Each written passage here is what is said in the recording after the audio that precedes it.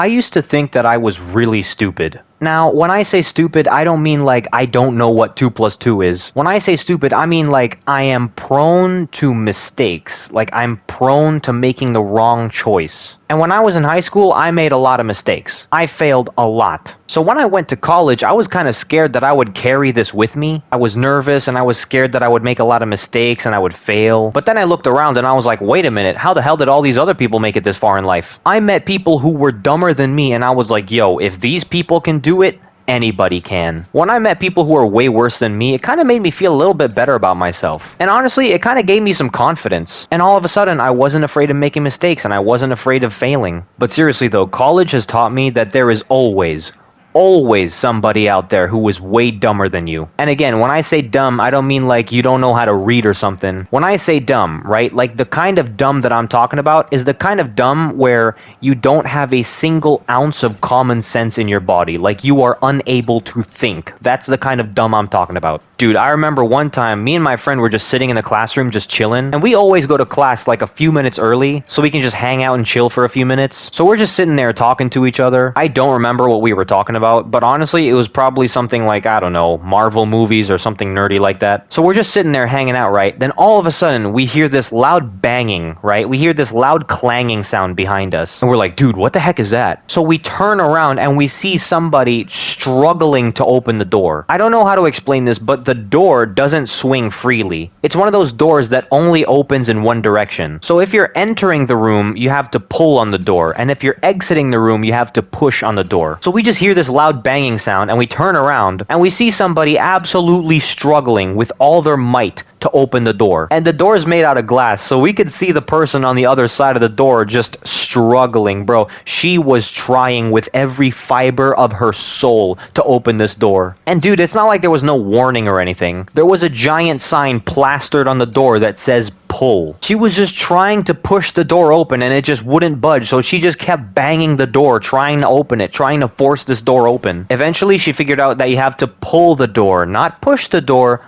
pull the door. But there was like a solid 30 seconds of this girl just trying to force the door open. But dude, that 30 seconds felt like an eternity. My favorite part about this whole thing is that me and my friend, we just sat there. We didn't even do anything. We didn't even try to help. We just sat there and watched this happen because we wanted her to figure it out by herself. We wanted her to learn and grow as an individual. And also, if you're that stupid, if you're that dumb, like if you can't figure out how to open a door with a giant sign that says pull, brother, you don't deserve our help. Again, like I said, college has introduced me to people who are way dumber than me. And if you're dumber than me, then poof, may the Lord have mercy on your soul. Let me tell you guys another story. So one time we're just sitting in class, right? And we're like an hour into this class. Then all of a sudden somebody enters the classroom and they're like, here I am, sorry I'm late. And our professor, who was really cool by the way, she's really nice. Our professor was like, hey, my class started 40 minutes ago. Why are you just showing up now? And then this girl gave one of the most random excuses I've ever heard in my entire life. I have never heard anyone say this. This girl said, sorry I'm late. I had to go take a blood test. Ladies and gentlemen, that was not on my bingo card of excuses. I was not expecting that. Our professor pretty much had the same reaction as me. Our professor was just like, okay then, all right, why did you need a blood test? And then this girl followed up her really dumb excuse with another really dumb excuse. She was like, I need it for my job. It's one of the requirements. In my head, I was screaming at the top of my lungs, what the hell does your job have to do with this class? Anyways, our professor was way too nice to this girl. Our professor was like, oh, okay then, next time just tell me or tell your classmates, tell anyone, just tell somebody that you're going to be late, alright? And also, try not to be 40 minutes late to any class. And then this girl, just completely unfazed, is just like, okay. And then she just sits down like nothing happened. Bro, this girl is lucky. She is so lucky that our professor was really nice. Because if this situation happened, if this exact situation happened with a different professor, like a more seasoned professor, a professor who's been around the block, oh my god, oh my lord, she would be absolutely obliterated. It would be like getting hit by a ballistic missile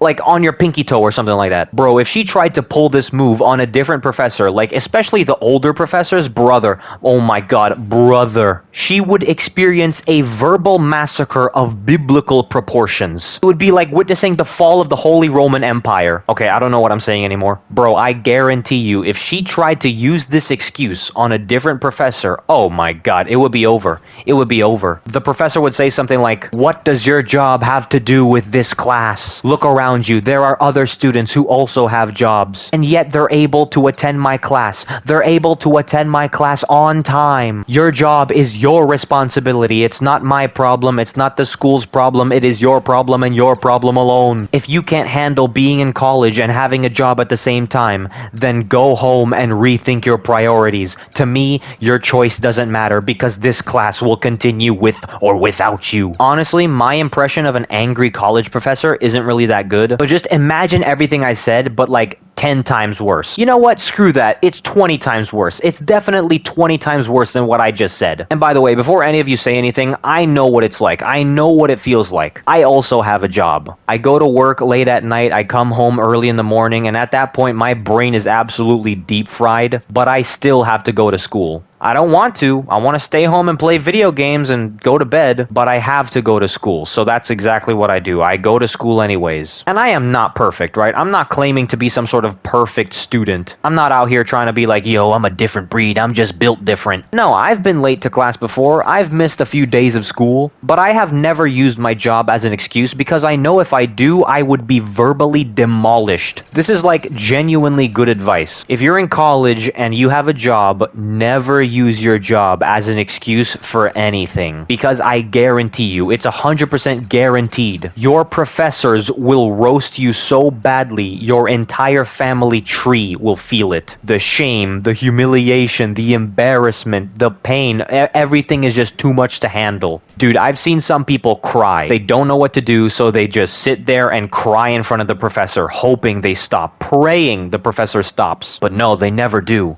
That's the thing, dude. They never do. Just when you think they're done roasting you, they continue to roast you. But like the way they roast you, right? The way that they roast you, they just say the same thing over and over again, but in like 20 different variations. And honestly, if you're in college and you have a job and you're really bad at managing your time, I mean, like, there's no one else to blame. You know what I'm saying? And it's true, like, you should probably go home and rethink your priorities. If you're having a hard time balancing college and work, you should probably choose one or the other. I'm not going to tell you which one to choose. That is entirely up to you. But if you ask me, I would choose college first. Because, like, you're going to get a job after college anyways, right? So you might as well just prioritize college. Anyways, I'm going to stop recording now. Stay in school, kids. Eat your vegetables. And, you know, don't do stupid shit.